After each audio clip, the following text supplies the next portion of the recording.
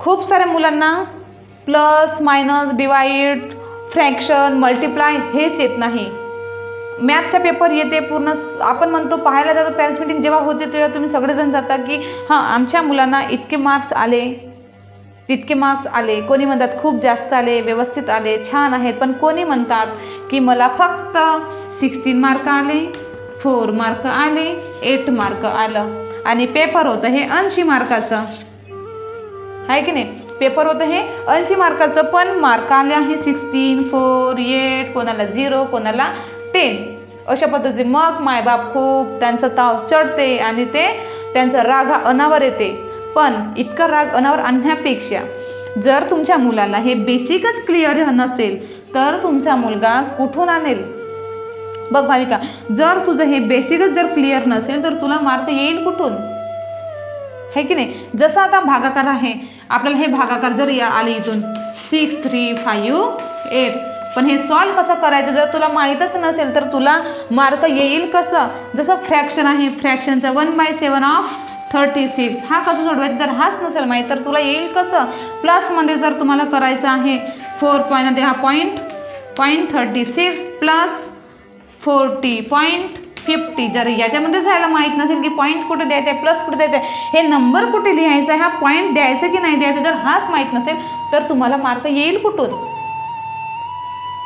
है की नाही. विचार करण्यासारखी गोष्ट आहे. जर आपण आता म्हणतो की हा टेबल, जर मुलांना जर 15 पर्यंत हे टेबल लर्नच नसेल, तुम्हाला पाठच नसेल 15 पर्यंत टेबल, तर तुमचा मुलगा मॅथमध्ये 0 मार्क आणणारच आहे. म्हणून अरवी हे तुम्हाला 15 पर्यंत टेबल इम्पॉर्टंट आहे, समजलं. 15 पर्यंत हे टेबल कोणत्याही हालतीत आलंच पाहिजे. हा बेसिक आहे, बेसिक. काय अजून फ्रॅक्शन मल्टिप्लाय जर आपल्याला पाहायचं असेल की 3, 4, 6 मल्टिप्लाय 3 to 8, पण याला जर माहीतच नसेल तुमच्या मुलांना की यांचं मल्टिप्लाय कोणत्या पद्धतीने कसं करतात, त्याला जर आयडियाच नसेल तर तुमचा मुलगा कुठून आणेल मार्क, आहे की नाही. मग तुमचं मन चिडचिड होते की माझ्या मुलाला इतके पैसे खर्च करून सुद्धा 2 मार्क जास्त आणत नाही.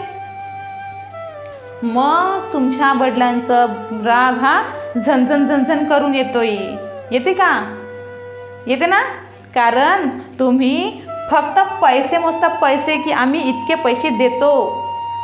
शाळेमध्ये फक्त पैशांची गिनती होते, पण तुमच्या मुलाचे जो बेसिक क्लिअर आहे हा येते की नाही येत तो पाहतच नाही. फक्त काम आहे पैसे मोजायचं आणि पैसे शाळेमध्ये द्यायचं. पण तुमचंही काम आहे की माझ्या मुलाला किती येते. त्यांना तुम्ही विचारून पहा, इंग्लिश तुम्हाला वाचता येते का, त्याला लिहिता येतो का, तुम्ही जसं म्हणतात तसं बिनपाठ. मराठी तुम्ही तोंडाने सांगा, वाक्य बोला आणि तो लिहिते का ते विचारा. हे जे मॅथचे आहेत एक्झाम्पल हे विचारा, येते की नाही येत तुम्ही ते सॉल्व करून पहा. जर याच्यामध्येच जर डगमगलं, हीच पायरी जर डगमगली तर तुम्ही कधी सक्सेस होऊ शकत नाही लाईफमध्ये. भाविका तू लक्षात ठेव. हां, किती काही झालं पण हे येणं गरजेचं आहे. हे जे बेसिक आहे, बेसिक पहिली पायरी आपण जो म्हणतो ना, आपली तुमच्या शाळेची जी पहिली पायरी आहे ना त्याच्यावरच तुला चढता आलं पाहिजे. जर तू एक पायरी चढली तर तू पायऱ्या पूर्ण पायऱ्या चढशील, 4-5 मजली बिल्डिंग चढशील. पण तुला जर पायरीच चढता नाही येईल तर तू चढशील का, चढूच नाही शकणार. तसंच हे बेसिक आहे, हे तुझ्या शिक्षणाचं बेसिक आहे अरवी. काय आलं लक्षात, हे बेसिक आहे, हे किती कोणते हालतीत आलंच पाहिजे. अंडरस्टूड.